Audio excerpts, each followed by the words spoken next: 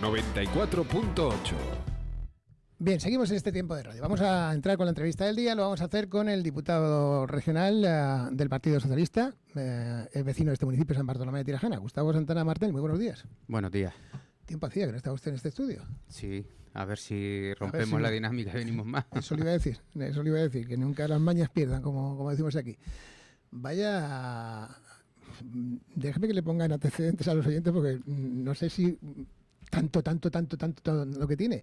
Es miembro de la Comisión General de Cabildos, miembro en Economía, Industria y Comercio, en la Comisión de Economía, Industria y Comercio, miembro de la Gobernación, Desarrollo Autonómico y Justicia, vicepresidente de la Comisión de Investigación del COVID-19, Sanidad, vicepresidente de la Comisión también de ese área, miembro de la Comisión sobre Revisión del REF en Canarias y miembro de la Comisión de Turismo y Empleo.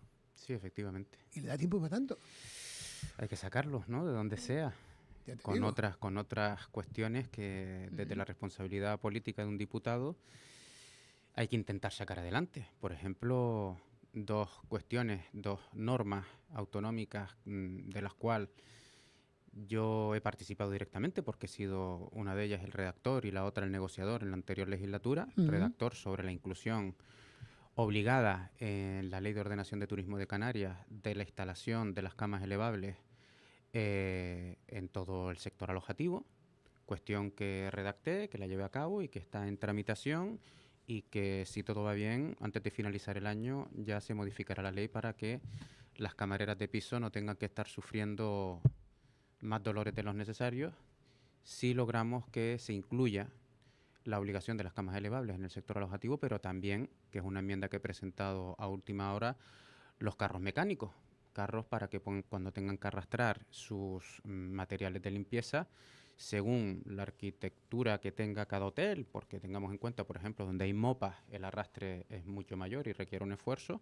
Entiendo que no me tienen por qué decir que no a esa propuesta, y antes de finalizar el año tenemos esa ley aprobada. Y la otra es la que se tomó en consideración la semana pasada, que me tocó negociar en la legislatura anterior, que es una proposición de ley de conciliación corresponsable y de conciliación de la vida familiar y laboral, ¿no? Ahora empieza a caminar, y yo creo que, aparte de todo lo que ha citado, con esas dos cuestiones, que además soy el portavoz de empleo del Grupo Socialista, creo que la tarea que en mi caso estamos haciendo dentro del Parlamento es una tarea bastante importante y que va a tener su relevancia al final de la legislatura. Estamos seguros de ello, insisto, porque madre mía las comisiones que tiene. Ya me ha tocado un tema que le quería precisamente hablar, el tema de la mejora de la conciliación de la vida familiar y personal, con el conciliar un poco la vida laboral con lo personal. ¿En qué momento estamos ahora mismo? Porque parece que vamos dando pasos para atrás, pasos para adelante, avanzamos, no avanzamos. Yo creo que hay normas a nivel estatal que han sido avances importantes en pro de la igualdad de oportunidades entre hombres y mujeres, pero que requiere impulsos en el ámbito autonómico. Por eso esa proposición de ley de conciliación corresponsable y de conciliación de la vida familiar y laboral que hoy arranca, que es fruto del diálogo social en la anterior legislatura, en el que me tocó ser viceconsejero de empleo y liderar la negociación en ese ámbito de una propuesta de las organizaciones sindicales, y que salió con un alto consenso, y ahora toca mejorar. En ese sentido, nosotros creemos que para facilitar la conciliación de la vida familiar y laboral, primero, hay que avanzar también en un cambio de cultura para que exista una conciliación corresponsable entre ambos géneros, avanzar en ese sentido, y después articular una serie de medidas que tienen que facilitar que las mujeres especialmente pues tengan mucho más fácil en el ámbito de la igualdad de oportunidades conciliar. Tengamos en cuenta que yo daba una serie de datos que actualmente, con los datos del OBECAN encima de la mesa, el 60% de las personas paradas en Canarias son mujeres, que cerca del 70% de los contratos a jornada parcial están concentrados en mujeres, es decir, una parcialidad involuntaria, porque en las mujeres se les recarga la responsabilidad de atender las tareas del hogar, del cuidado de los hijos, de las personas dependientes, de las personas con discapacidad, y por eso no pueden tener contratos a jornada completa, y que la temporalidad también se concentra especialmente en las mujeres. Por lo tanto, esta nueva norma lo que viene a poner encima de la mesa es que hace falta un plan autonómico con una financiación estable, y a la vez articular incentivos para que las empresas implementen medidas de conciliación de la vida familiar y laboral, y para eso pues, tendrán un acceso más fácil a la contratación pública, pero también insistía en la idea de que ya existe un acuerdo de igualdad y brecha salarial en Canarias, el único que existe en todo el país, que lo negociamos también en la legislatura anterior, que recoge una serie de cláusulas de negociación colectiva que tienen que aterrizarse en los convenios colectivos para que al final la igualdad de oportunidades sea una realidad. Madre mía, cuánto trabajo tienen ustedes ahí, por hacer, y sobre todo las discusiones que tienen. ¿Tiene usted un enfrentamiento personal, entre comillas, lo de personal, porque yo creo que es entre ustedes en el debate político, con la consejera, con Jessica de León? Lo vemos muy activo con el tema del turismo, que luego hablaremos del tema turístico, y el tema del empleo también. Tenemos unas cifras de empleo muy buenas ahora mismo en Canarias. Estamos en un momento dulce. Sí. Aunque todavía hay parados, no podemos estar tirando las campanas al vuelo, pero estamos en un momento bueno de contratación. Personalmente no tengo nada con la consejera Jessica de León, al contrario, tengo una muy buena, una excelente relación personal con ella. En términos políticos, es verdad que hay una distancia evidente. Ella representa al Partido Popular, tiene una visión de derecha de la política en materia económica y de empleo. Yo tengo una visión bien distinta. Nosotros conseguimos asentar las bases en los 4 años anteriores, en el gobierno anterior de Ángel Víctor Torres, en poder empezar a generar las bases del futuro del empleo en Canarias, pensando sobre todo que las relaciones laborales tienen que marcar el ir avanzando, acabar con la precariedad laboral. Y la consejera no. Es decir, yo cuando he preguntado e interpelado sobre estas cuestiones, es tan sencillo como ver que todas las normas que ha puesto en marcha la consejera de Turismo y Empleo tienen que ver con el turismo, ninguna con empleo. Las dos que yo acabo de citar anteriormente, camas elevables y conciliación de la vida familiar y laboral, ha sido con la oposición de la consejera de Turismo y Empleo. Y afortunadamente, siendo medidas que tienen un impacto sobre el empleo, las hemos tenido que llevar nosotros desde la oposición. Usted le acusa en varias ocasiones de que está más a favor precisamente del sector empresarial que del laboral, de los trabajadores. Sí, te pongo varios ejemplos. Reducción de la jornada laboral a 37 horas y media, que llevé una moción, una interpelación al Pleno y después una moción que era solo para instar a los grupos políticos y al Gobierno de Canarias, que instara a los grupos en el Congreso, que se admitiera a trámite el debate de la reducción de la jornada laboral. Me dijeron que no. La excusa era peregrina. Se tumbó en Madrid. Se tumbó en Madrid, pero es que aquí yo lo llevé la votación al Parlamento de Canarias y por instrucciones de la consejera de Turismo y Empleo se votó que no por parte de Coalición Canaria y el Partido Popular. Insisto, era tan solo que se iniciara el trámite. No era decir que se estaba a favor de la reducción de la jornada. Ese es uno de tantos y tantos ejemplos. Si el Gobierno de Canarias de verdad hubiera tenido la intención de pensar, por ejemplo, en el primer problema que existe en Canarias, que es el problema de la vivienda, su calendario normativo hubiera sido diferente. Sin embargo, el calendario normativo de la consejera fue ella tramitar la ley del uso turístico de las viviendas, es decir, de las viviendas vacacionales, cuando lo lógico es que si la preocupación era la vivienda, esto lo hubiera llevado el consejero de Vivienda, que aprobó un decreto ley sin debate, sin admisión a trámite para ser debatida en el Parlamento, un decreto ley que liberalizaba el sector para favorecer los intereses privados. Pero ahora hablamos de esa cuestión, porque quiero cerrar el tema capítulo de empleo, que es un tema, bueno, vuelve a existir. Estamos bien, porque hemos subido en turistas, hay demanda por parte de los hoteles de trabajadores, falta mano de obra, la construcción lo está diciendo también, que tenemos que tirar de inmigrantes porque no hay, o personal cualificado tampoco hay. ¿Cómo se puede resolver todas estas cuestiones? Usted que ha sido viceconsejero de empleo y que conoce perfectamente el mundo laboral. ¿Usted cree que existiendo 150.000 parados en Canarias hay falta de mano de obra? Yo creo que no. No, no la hay. Hay una mala gestión por parte de la administración, entiendo. No solo hay una mala gestión, sino que hay condiciones laborales que no son atractivas. También.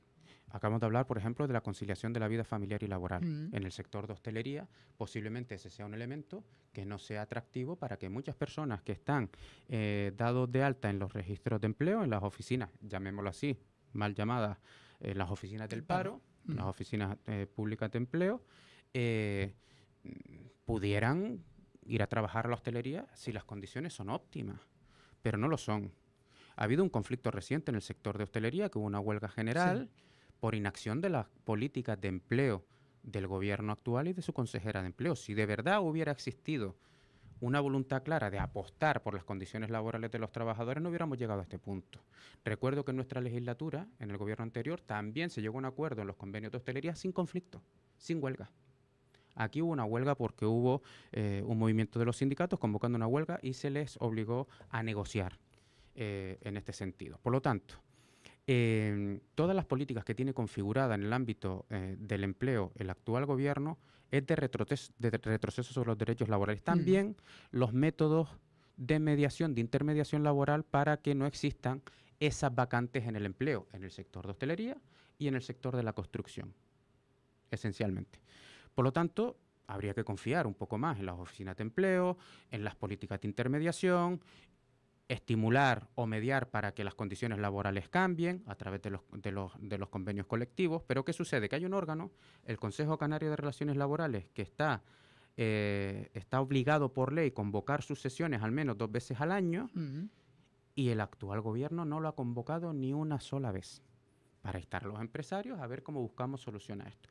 Ese es el retrato del actual gobierno de Coalición Canaria y del Partido Popular, que sí, que presumen que de los datos de empleo, los datos de empleo son positivos, esencialmente porque hay una actividad económica extraordinaria. Cuando existe una disminución de los datos del paro es porque la actividad económica es buena. Hay un ciclo que está siendo bastante importante, empezó después del COVID, afortunadamente porque nosotros articulamos una serie de políticas de protección de las empresas y de los trabajadores, con los famosos ERTE, en los cuales parte de la redacción fue obra nuestra, y ahí está, para proteger y dar liquidez a las empresas y solvencias para cuando llegara el momento de recuperación, estar hasta este momento. Y con una reforma laboral que el Partido Popular también votó en contra, buscando 2 tránsfugas, recordarán aquel voto famoso del diputado Casero que se equivocó, que facilita que el contrato prioritario es el contrato indefinido. Por eso los datos son estables. Si hubiéramos tenido el mismo sistema y el mismo mecanismo de contratación anterior, que era la temporalidad pura y dura, podríamos adivinar muchos de esos datos que yo analicé en este medio también, que se podían ver, dar una sucesión de contratos temporales uno tras otro a lo largo de todo el año, siendo más de 70.000 contratos al mes temporales. Eso se ha revertido con la reforma laboral. Por eso los datos están estabilizados con el binomio de una extraordinaria actividad económica y de unas relaciones laborales estables gracias a una reforma laboral que lo que facilita es el contrato definido por encima del contrato temporal. ¿Pero qué diferencia hay de cómo caminamos en Península y cómo caminamos en Canarias? ¿A qué te refieres exactamente? En materia de empleo. Porque prácticamente llevan la misma política, unos que otros.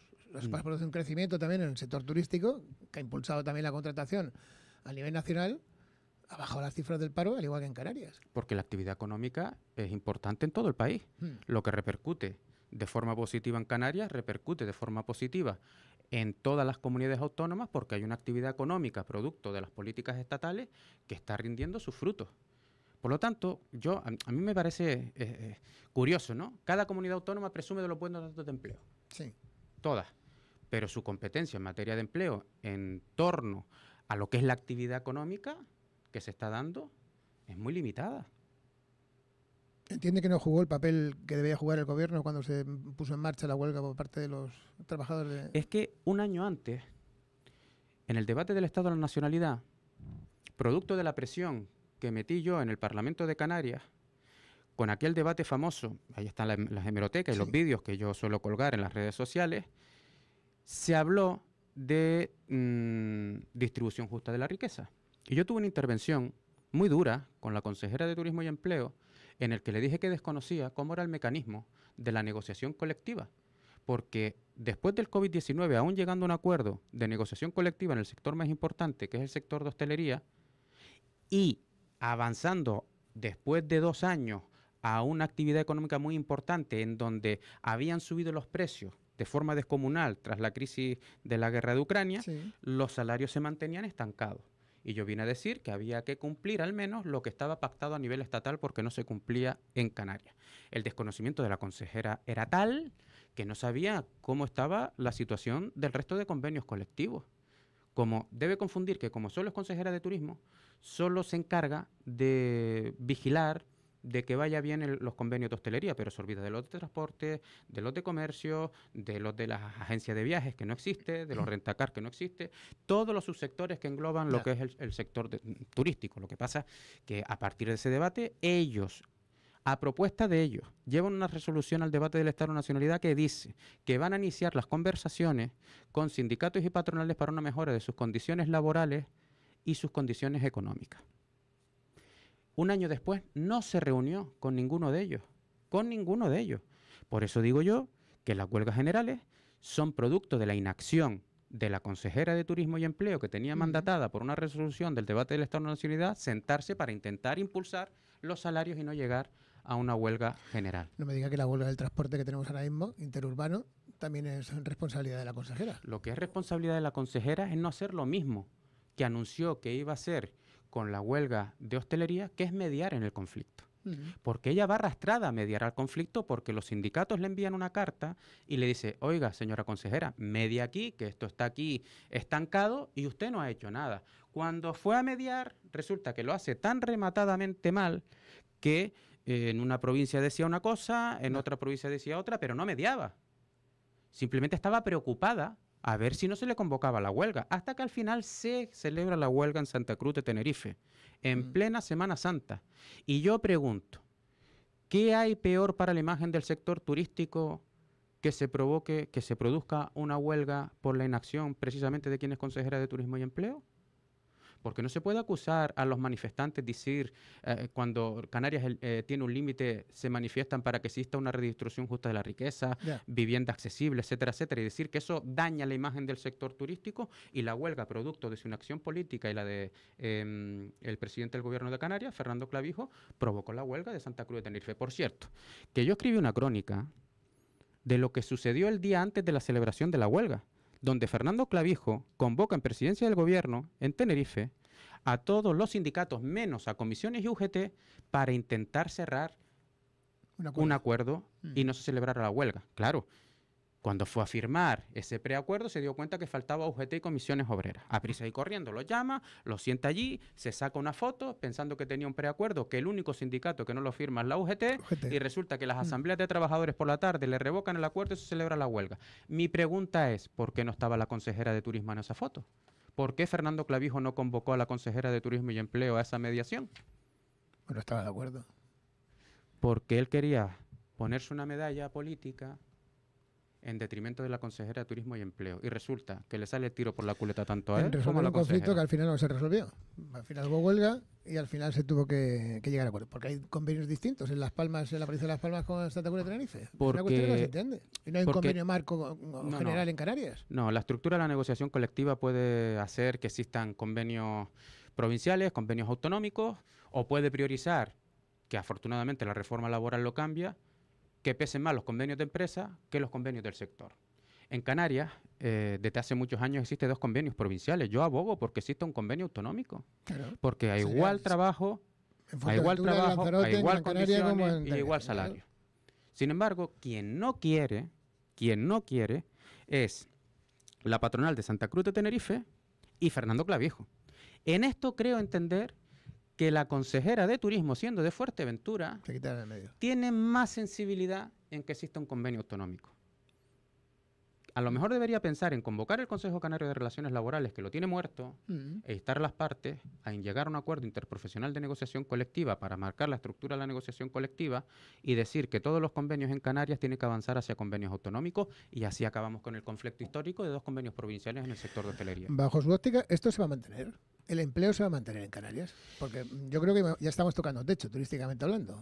Estamos en unas cifras disparados totalmente. 18 millones de turistas, vamos a cerrar este año 2025 también.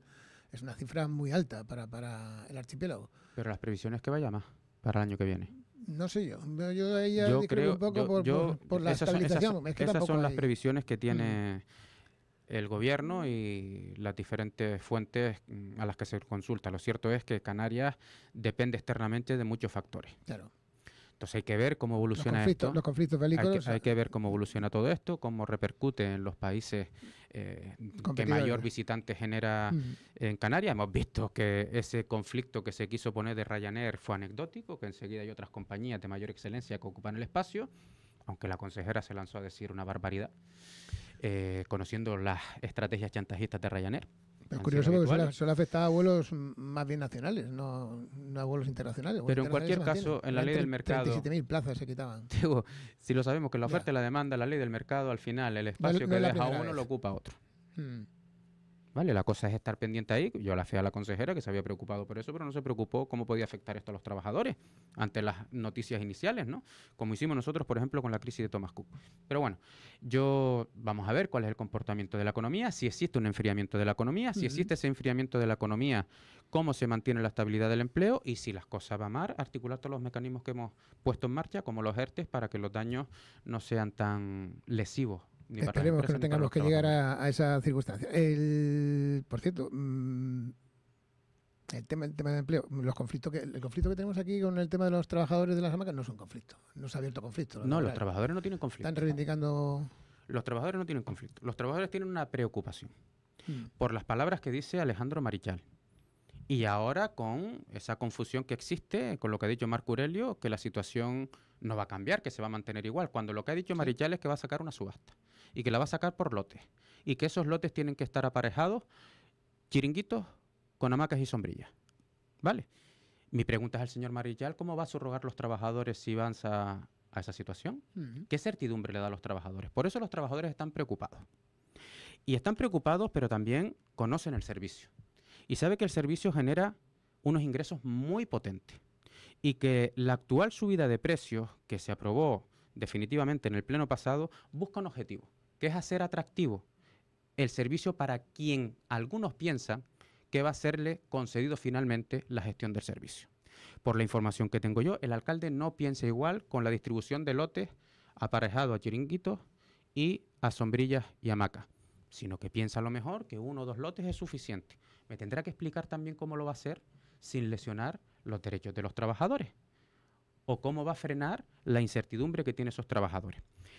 Es muy gráfico lo que se acaba de presentar sobre la ordenanza del aumento de precios, porque en uno de sus párrafos dice que en el caso de ser público se pondrá el mecanismo de ingresos a través de las TPV, de lo que es el pago con tarjeta, y si es prestado por una empresa externa, el método que quiera la empresa externa. Es decir, lo deja abierto a que un servicio que todos sabemos, históricamente en San Bartolomé de Tirajana, que en muchos de los ciclos económicos ha sido una fuente de economía sumergida, no ponga la administración pública para garantizar que ni un solo céntimo de euro que genere ese servicio se quede en las arcas públicas. Por eso nosotros defendemos un modelo público, porque no es un invento. Y un modelo público es a través de una empresa pública, porque no solo lo aprobó el Pleno de San Bartolomé de Tirajana en la anterior legislatura y dijo con informes técnicos que era factible hacerlo a través de una empresa pública, sino que si echamos la mirada a Mogán, Mogán gestiona su servicio de hamacas y sombrillas a través de una empresa pública. ¿Qué sucede? Que si lo hacemos a través de una empresa pública, todos los ingresos revierten en el Ayuntamiento de San Bartolomé de Tirajana. Y con esos ingresos da de sobra para asumir los gastos de personal y el resto de gastos que pueda generar el servicio. Y además te sobra un dinero, porque ahí está el histórico de los ingresos que ha tenido las hamacas desde su, entre comillas, municipalización, que estuvo mal hecha, declarada nula por una sentencia del Tribunal Supremo, que decía que el proceso de municipalización de las hamacas se hizo mal y que volvía a hacer el acto administrativo desde el principio para que se hiciera bien. Por lo tanto, si fuera pública, el 100% de los ingresos se los quedaría el ayuntamiento. Si fuera el modelo Marco Aurelio, que es como se mantiene actual, hay entre un 6 y un 7 beneficio industrial que se lo lleva la empresa a la que se le conceda. Si es el modelo de Marichal, el 100% de los ingresos se los lleva la empresa y paga un canon, el que se estipule. Se pierde mucho dinero público y sin garantía de que no se fomente la economía sumergida. Por lo tanto, la pregunta es bien sencilla. Cuando el debate general que se ha generado en los últimos tiempos en Canarias, cuando hay una fase de expansión económica nunca vista, cuando los ingresos del sector turístico están desbocados, creciendo de un 11% respecto al año anterior y prevén que sean más, y todo el mundo aquí sube precios en el sector hotelero. ¿No es razonable que cuando los ciudadanos están pidiendo que exista una redistribución justa de la riqueza, en San Bartolomé de Tirajana, con la única herramienta que tiene para dar garantía a los anhelos ciudadanos, no sea una empresa pública y repartamos de forma justa la riqueza? Ese es el dilema. Yo creo que está bastante bien explicado y sencillo para que los ciudadanos lo entiendan. Yo perdone que le corrija, pero el alcalde sí comparte la idea de sacar conjuntamente los sectores. Lo que pasa es que es un procedimiento lento, farragoso, no sé si saldrá esta legislatura, los trámites, aunque nos han dicho que sí, pero sí comparte esa visión que se tiene, o cuanto menos respeta lo que se está haciendo por parte de Coalición Canaria. Respetar es una cosa, Sí. lo que le dicen en una reunión los trabajadores es una, y lo que dicen los medios de comunicación es otra. Esto es mucho... A Marco Aurelio lo conocemos hace un montón de años, ¿no? Normalmente suele decir lo contrario de lo que piensa en política. Ya. Podemos entrar en todas las contradicciones de Marco Aurelio a lo largo de la historia, que ha sido muchas en las que ha sido alcalde o ha sido concejal. Lo que te quiero decir que aquí hay quienes gobiernan para favorecer intereses económicos. No están pensando en los derechos laborales, ni en cómo tener un mayor rendimiento de los ingresos para que tenga un impacto social. Y hay quienes estamos pensando que si nosotros somos los competentes para tener todos los recursos necesarios y al final poner en el primer de los órdenes a las personas, los ciudadanos de San Bartolomé de Tirajana, en lugar de a ciertos empresarios del sector, pues ¿por qué no hacerlo? Si tenemos competencia para ello. Te pongo un ejemplo. Cuando habla Alejandro Marichal de un nuevo proyecto integral de servicios sociales para combatir el sinhogarismo, porque su filosofía es dotar de un carácter humanístico y poner en el centro a las personas para que los servicios sociales estén al servicio de las personas.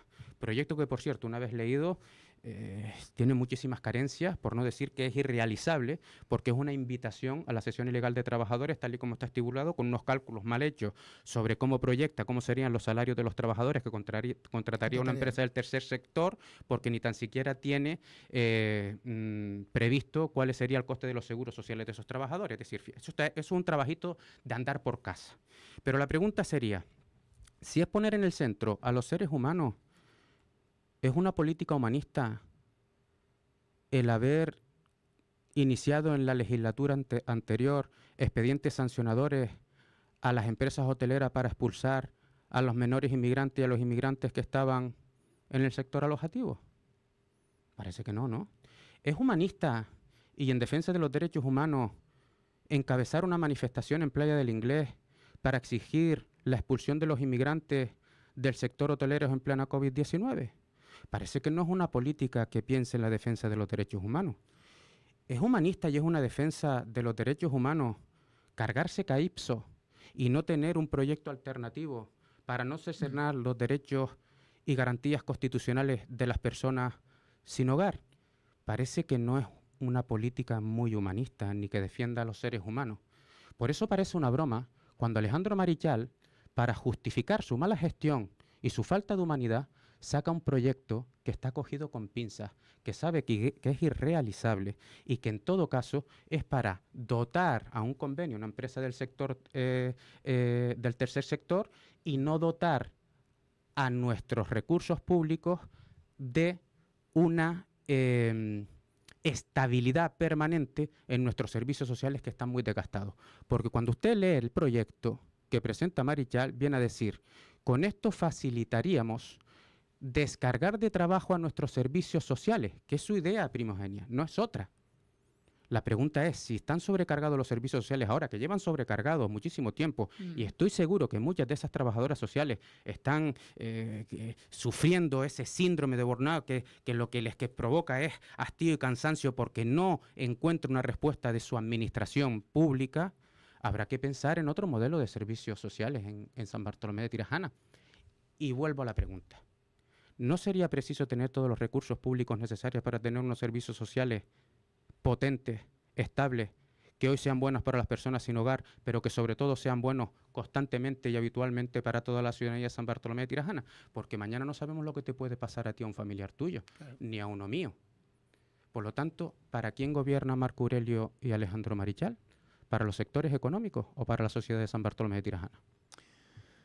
Le está haciendo un traje usted a la política municipal aquí, madre mía.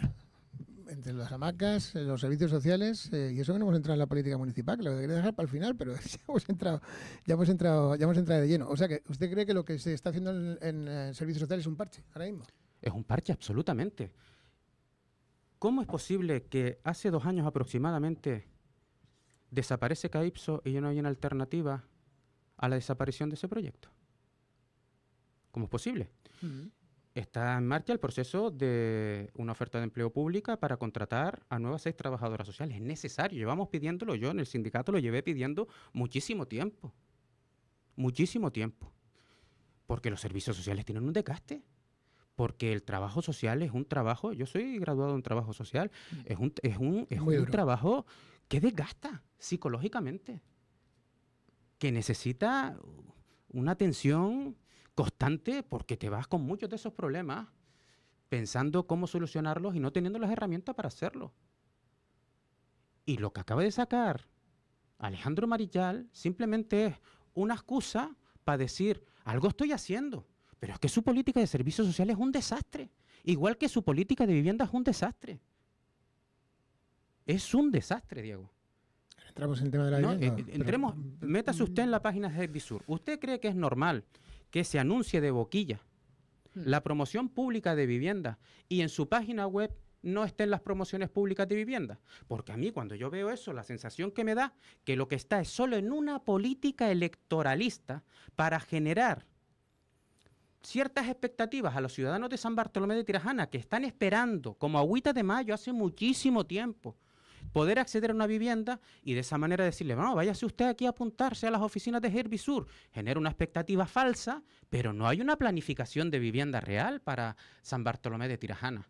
O sea, que lo que se está diciendo en vivienda, entienden ustedes que no beneficia para nada o no, que no... Lo que digo que es una política electoralista más, que está dentro de la cortina de humo que de forma constante Alejandro Marichal está sacando y que hace esfuerzos ínfimos de sacarlo en las redes sociales. Con el silencio de Marco Aurelio, que está desaparecido. Oye, si un alcalde que está cansado y que ya no tiene proyecto para San Bartolomé de Tirajana, a lo mejor lo que tiene que hacer es hacerse a un lado. Hacerse a un lado. Es lo más fácil, porque ese tipo de política con una bicefalia en la alcaldía, en donde Alejandro Marichal, su política mediática es su fuerte a través de las redes sociales para generar esta cortina de humo, generando expectativas falsas que no se van a cumplir en esta legislatura. Vaya usted a saber si en la próxima, para intentar tener un rédito en las próximas elecciones municipales. Pero de esto ya sabemos. No se vendió a bombo y platillo, con aciertos y desaciertos en la legislatura anterior para desgastar a la anterior alcaldesa la política de la fiesta de funcionarios y hasta el momento no sabemos nada, pero después Alejandro Marichal fue el primero en retirar administrativamente la denuncia. Entonces, ¿dónde estamos? ¿Conocemos a los personajes o no conocemos a los personajes? Y el Partido Socialista en San Bartolomé de Tirajana, lo que está después de julio, que tenemos una nueva comisión ejecutiva, es construir un proyecto alternativo para ganar de forma rotunda este tipo de política que nada beneficia a los ciudadanos de San Bartolomé de Tirajana. Está la cosa calentita, con el tema de vivienda, el tema de el sinogarismo, los servicios sociales, el tema de las hamacas, un traje a medida con el tema de las hamacas. ¿Usted cree que están haciendo un traje a medida? No, yo creo que a mí, como responsable, soy secretario, aparte de ser diputado en el Parlamento, soy vicesecretario insular del Partido Socialista en Gran Canaria y secretario de organización en San Bartolomé de Tirajana. Por lo tanto, también me preocupa la política municipal. Estoy yo en el centro del debate interno del Partido Socialista para construir una alternativa política en San Bartolomé de Tirajana y ganar de forma rotunda. Lo que lamentamos es que ya a la izquierda política de San Bartolomé de Tirajana no identificamos ningún partido político en este momento que nos apoye. Porque con la salida de los 5 concejales de Nueva Canarias y esta complicidad que está mostrando con Alejandro Marichal, feo no lo pone.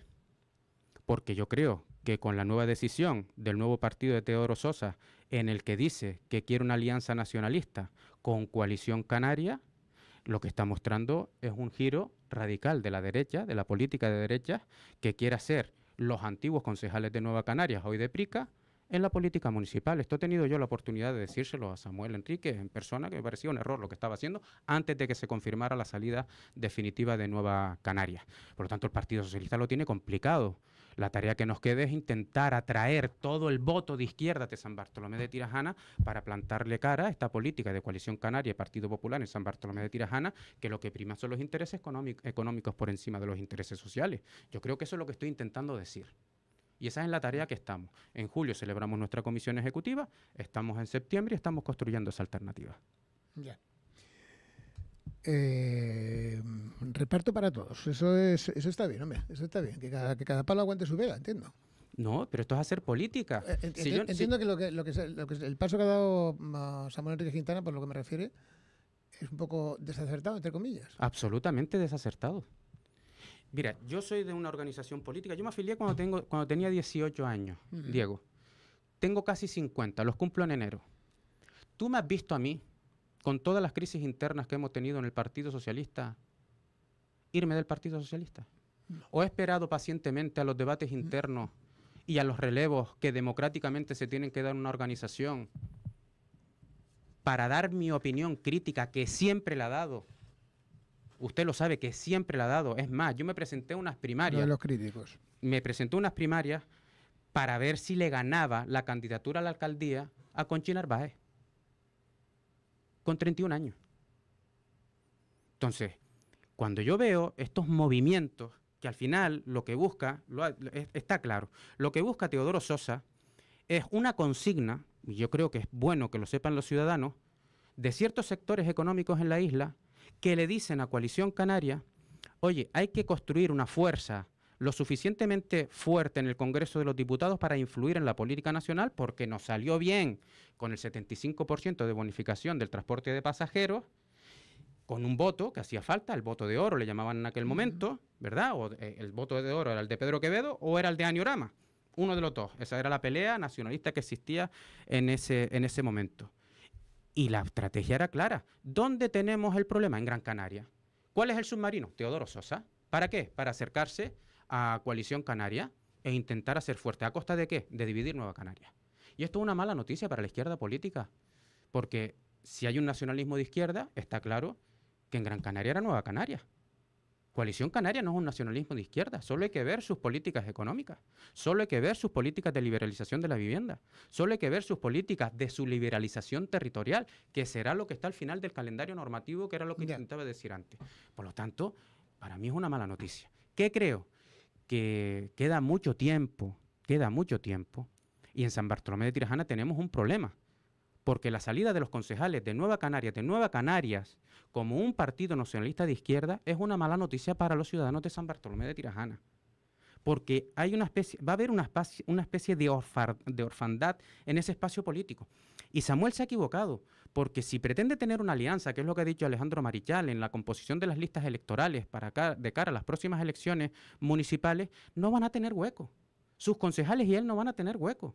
Porque Alejandro Marichal no va a quitar a sus concejales actuales, sabiendo que está en una situación que electoralmente le es factible y que tiene el poder para jugar a este tipo de política mediática que está jugando vendiendo humo, para al menos mantener los concejales que tiene. Yeah. Entonces, yo creo que ahí, lo digo honestamente, los compañeros de Nueva Canarias, de la anterior Nueva Canarias, hoy Prica, se han equivocado de forma rotunda.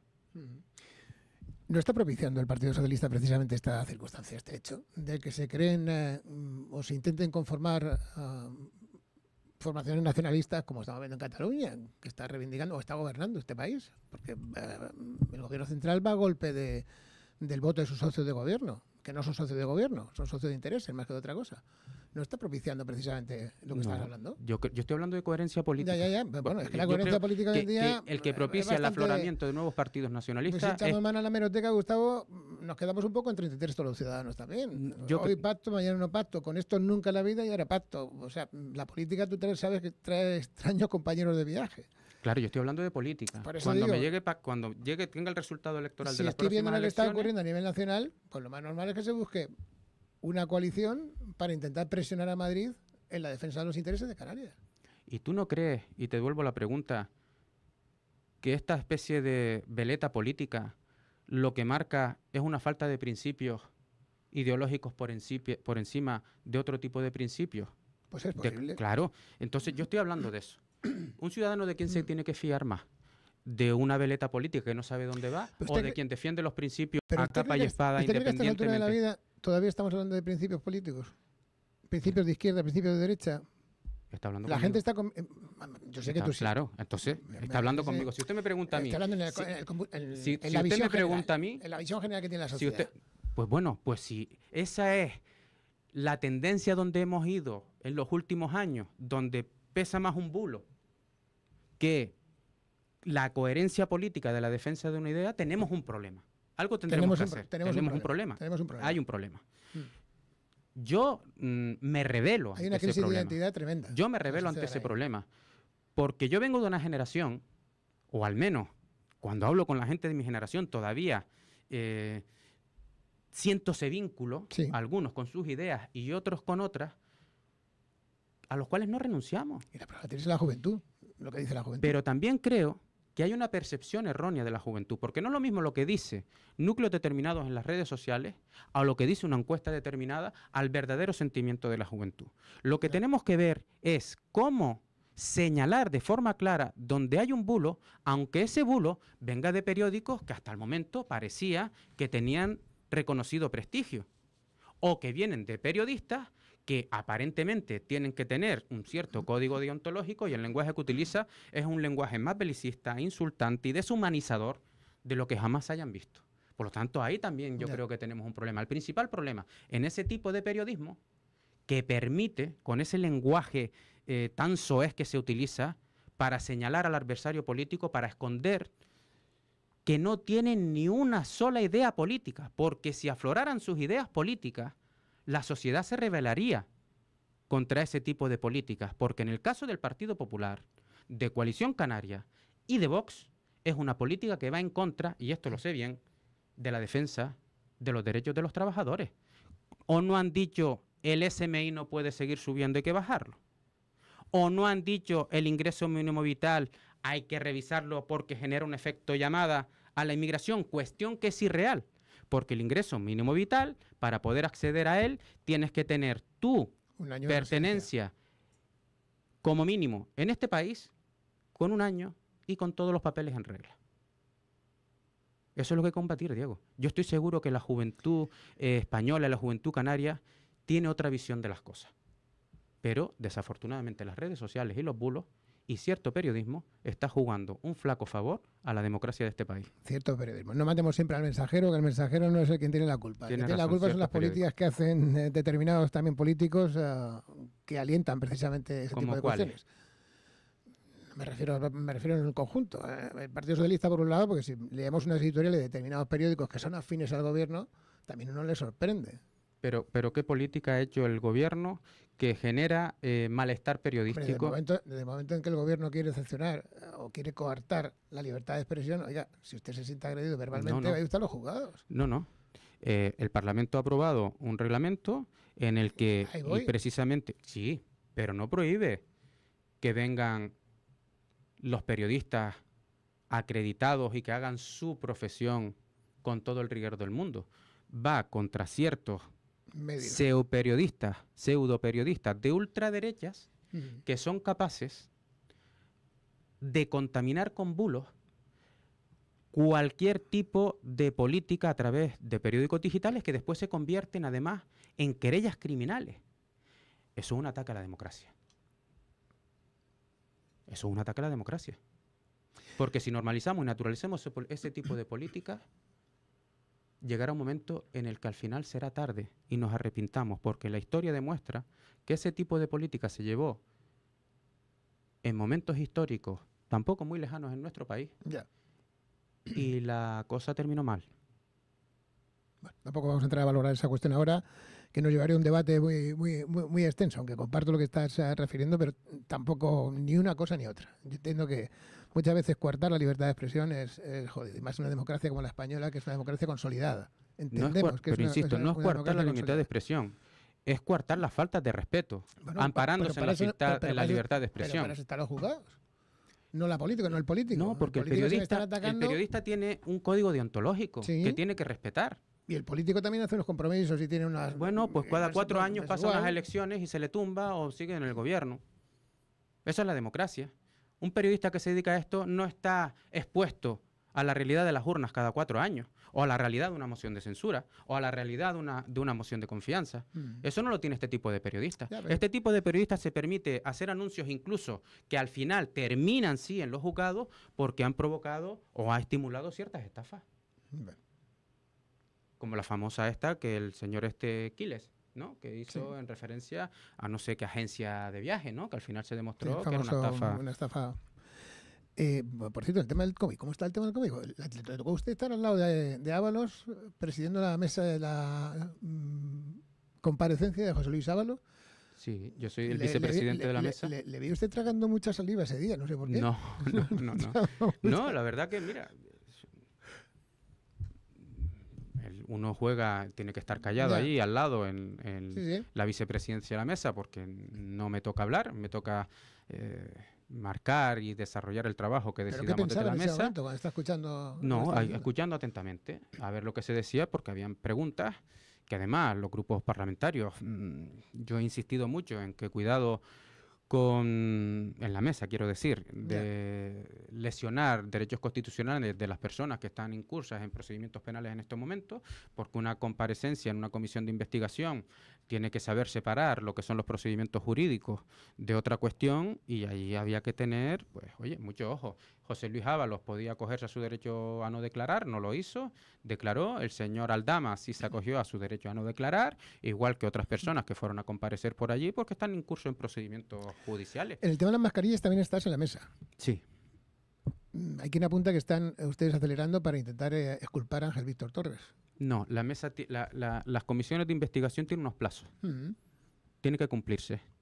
Ya hemos tenido varias prórrogas para que en el seno de la comisión se pudieran acelerar y venir a comparecer todas aquellas personas que habían solicitado los grupos políticos. Y aparte pedir toda la documental que fuera precisa. Ahora estamos en ponencia. Ya pasa el plazo de las comparecencias y estamos en ponencia. Las ponencias son declaradas secretas, según el reglamento. Y todos los trabajos de la mesa son declarados secretos. Por lo tanto, si un documento sale de ahí, ya la mesa ha dicho que puede interpretarse como una revelación de secreto. No quiero ni pensar. Eso hoy en día, la verdad que claro, últimamente con lo que estamos viendo. Viendo al fiscal general del Estado, ¿verdad? Que por una nota de prensa está en el banquillo. Imagínese usted. Claro, y las filtraciones que hay en los distintos casos. Sí, pero yo hoy he presentado una declaración jurada ante el Parlamento, porque yo fui uno de los receptores de ese documento. Y en la declaración jurada, aparte de lo que ha pedido la mesa del Parlamento, que digamos si tenemos conocimiento o no de quien haya podido filtrar este documento secreto, digo lo que hice yo con ese documento. Ya. De dónde salió y a dónde salió el documento que a mí me facilita la mesa y que se facilita a través de un correo electrónico en donde estamos solo los que componen la ponencia, que son 8 personas, no son 70. A ese correo tuvo acceso, como mucho, 10 personas. De algún sitio tuvo que salir la filtración. Y lo que se está quejando el Partido Socialista, con lógica, es que ante un documento que es secreto, para salvaguardar la reputación, el respeto al Parlamento, se tiene que poner cerco a ese tipo de políticas. Porque además, lo que interpreta el Partido Socialista, que esa filtración termina dañando a personas en concreto que en estos momentos no tienen por qué. Terceras personas. Porque no tienen por qué verse señalados cuando la ponencia ni tan siquiera ha empezado a trabajar. Ya. Ese documento era para empezar a trabajar y que los grupos políticos, los ponentes, fueran haciendo apreciaciones al documento. Por tanto, es un documento que en estos momentos carece de rigor y carece de peso político, entre otras cosas porque la ponencia, a quien redactor el informe, se le encomendó que no introdujera en su informe cuestiones que pudieran generar controversia. Lo digo porque lo ha dicho el presidente de la Comisión en Medios de Comunicación. Ya. Y eso es lo que está sucediendo en estos momentos. Mal asunto. Le quiero poner dos cuestiones muy rápidas, que estamos terminando, vamos muy pasado ya de tiempo. El tema de la tasa turística y el tema de la vivienda vacacional y los residentes en zona turística. Usted está defendiendo esa cuestión, la pregunta varias veces ya a la consejera, ¿cómo lo va a resolver? Porque siguen llegando multas a las personas que viven en zona turística. ¿Cómo se va a resolver esta cuestión, Gustavo? A mí me toca ser ponente también de la Ley de Vivienda Vacacional. Estamos trabajando, la próxima reunión la tenemos el día 6. Nosotros hemos presentado enmiendas a esa proposición de ley de uso turístico de la vivienda vacacional, porque entendemos que la ley que trae al gobierno la consejera de Turismo y Empleo, a quien facilita, a quien favorece a los grandes tenedores, a los grandes propietarios y perjudica a los pequeños. En ese sentido, nosotros hemos presentado una serie de enmiendas en la que decimos que se limite a 3 el máximo de viviendas que pueda explotar un explotador de una vivienda vacacional, porque entendemos que eso es una manera también de distribuir de forma justa la riqueza, favoreciendo a quien tiene una renta pequeña o a quien no tiene renta y pueda aprovecharse un poco de esa actividad económica. También decimos que hay que reducir la burocracia, porque claro, con tanta burocracia, a quien espanta primero es al pequeño propietario. Y también con el tema de la residencialización, amparados en el contencioso administrativo 6, que recientemente ha sacado una sentencia en el que dice que si la planificación urbanística de un municipio no prohíbe que las personas residan en sus viviendas, pueden residir en la misma. Y nosotros estamos defendiendo en esa ley que se está tramitando y de la cual yo soy ponente, que se incluya un artículo, porque la idea es aprobarlo en noviembre, tiene mucha prisa el gobierno con esta ley, aprobarlo en noviembre, para acabar con esta incertidumbre y estas sanciones que se están produciendo en San Bartolomé de Tirajana, especialmente para las personas que residen en sus viviendas en zona turística. Por lo tanto, eso es lo que nosotros estamos peleando, lo que yo estoy llevando y lo que estoy peleando, aparte que ya le he pedido a la consejera que se pronuncie en el Pleno, no se ha pronunciado sobre este asunto, y también le he dicho, y hay una moción que tengo preparada, a ver si entra en el próximo Pleno, ya veremos, que pase a la suspensión o al archivo de todos los procedimientos sancionadores de personas que residen en sus viviendas, porque son sus viviendas y no estamos hablando de que estamos hablando de establecimientos alojativos, sino que es su vivienda y que la ordenación del territorio, los planes en San Bartolomé de Tirajana, el del 95 con un peritaje hecho y adjunto al contencioso administrativo número 6, deja de manifiesto que lo que no está prohibido se permite. Y por lo tanto se permite que las personas que residen en zonas turísticas pueden residir en sus viviendas. El tema de la tasa turística, al final, ¿qué queda? El Partido Socialista se muestra favorable a cobrar una tasa turística. Sí, ya hemos presentado proposición de ley en el Parlamento y nos la han tumbado los grupos que apoyan al gobierno. Pero curioso es que ahora Coalición Canaria dice que está dispuesto a estudiarla y llevarla en su programa electoral. Pero quien se ha mostrado de forma más rotunda en contra de la tasa turística, del impuesto a las pernoctaciones, en la que nuestra propuesta excluía del pago del impuesto a los residentes canarios, quien mayor oposición tiene es el Partido Popular a través de su consejera de Turismo y Empleo. La pregunta sería, si hoy Coalición Canaria está diciendo que está dispuesta a aplicarla, pero para la próxima legislatura, ¿qué le está diciendo a la consejera? ¿Que ni de coña la va a llevar en un gobierno con ellos en el caso de gobernar dentro de 2 años?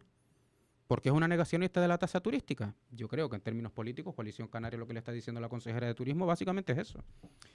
¿Cómo ve la tasa de Mogán? Las tasas municipales que se están poniendo en marcha, porque esto lo que está derivando es precisamente la tasa municipal de Mogán, en otras islas la tasa ecológica, la tasa por entrar a determinados establecimientos, etcétera, etcétera. Esto no va a producir y la Asociación de Municipios Turísticos, ojo, da el visto bueno ya a aplicar la tasa turística también en los municipios que conforman. Nosotros seguimos manteniendo que de haber una tasa debe ser un impuesto a las pernoctaciones, porque es el elemento que más puede propiciar una distribución justa de la riqueza en esos términos.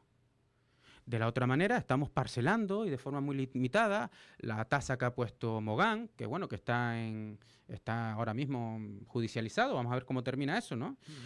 Otros que ahora sacan otro tipo de propuestas, que son tasas más bien municipales, pero no tienen un impacto sobre toda la sociedad de Canarias. Y nosotros entendemos que el turismo, si tiene un valor, es que es un patrimonio de todos los canarios y de todas las Canarias. Por lo tanto, nosotros vamos a seguir defendiendo nuestro impuesto a las pernoctaciones turísticas, porque además de todos los países avanzados en términos turísticos en Europa y en el mundo, ¿quién no tiene una tasa turística? Y no ha pasado lo que dice el gobierno que va a pasar, que se disuade que asistan los turistas a Canarias, cuando el reciente informe del Observatorio de Turismo dice todo lo contrario, que todos verían, todo el turismo extranjero vería con muy buenos ojos la implantación de una tasa turística en las islas. Si es que ya se paga, donde vayas se paga. Usted que viaja habitualmente, me imagino que se dará cuenta, que paga una tasa. No sé si pone turística, pero pagas una tasa. Vas a Barcelona, pagas una tasa en un hotel. Vas a Madrid, pagas. En montones de sitios pagas. Por cierto, le dieron la medalla del acento, no al modo canario, sino al acento canario. ¿Al acento canario? Sí, el acento canario de la ley contra la violencia de género. No, en la medalla de igualdad. La medalla de igualdad por la violencia machista, sí, pero se llamó la medalla del acento canario, no del modo canario. No me confunde una cosa con otra. Porque... Una cosa acento canario y otra cosa el modo canario. Ahora le preguntaré si está esto en modo canario o no está en modo canario. Pues hasta los jueces ya están pidiendo que vayamos en modo canario. Depende del que es el modo canario, si es el eslogan de Winter o es el eslogan de Fernando Clavijo. Hombre, nació en Fernando Clavijo. No, Fernando Clavijo se copió de Winter. Se copió de Winter. Ah, bueno. Entonces me callo. 75% de bonificación del transporte pasajero. El 75% del... No, una broma. No, pero le pregunto por esa cuestión, por el tema de lo de...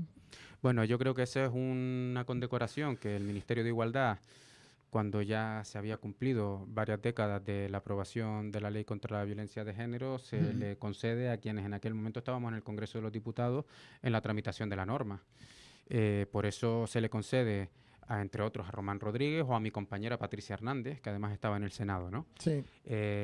Bueno, yo lo asumo con orgullo y yo creo que eso te obliga a seguir confiando en las políticas de igualdad. Yo, si de algo estoy orgulloso en Canarias, no solo de eso, sino de lo que te dije antes, de haber propiciado un acuerdo de igualdad y brecha salarial en la legislatura anterior y de que empiece a caminar también en Canarias una ley de conciliación de la vida familiar y laboral. Y la violencia machista, y contra la violencia machista. Exactamente. 392 pulseras tenemos aquí y 7 controladores, nada más. Son pocos, ¿eh? Para 392 pulseras, no sé cómo lo ve. La verdad que no tengo una ponderación sobre eso. Habría que preguntar a los profesionales si son pocos o son muchos, no lo sé, la verdad. Lo que sí es cierto es que siempre son pocos los recursos que estén destinados a combatir la violencia de género, ¿no? Pero no tengo yo el por qué hay 7 y no más, no lo sé. Ya, es una cuestión que Gustavo Santana, gracias. Que nunca las mañas pierda. No. De venir de vez en cuando por aquí. La verdad que hemos mezclado un poquito la política regional con la local, pero también en la política local la conoce perfectamente, la sigue muy de cerca. No en vano, es secretario de organización del Partido Socialista aquí. En San Bartolomé de Tirajana. Y también miembro de la Ejecutiva Insular, el vicesecretario general. Vicesecretario general, luego tiene que estar al día en todas estas cuestiones porque además le gusta y lo sigue. Y de qué manera. Gracias, buen día, un saludo. Gracias a ustedes. Adiós, hasta siempre.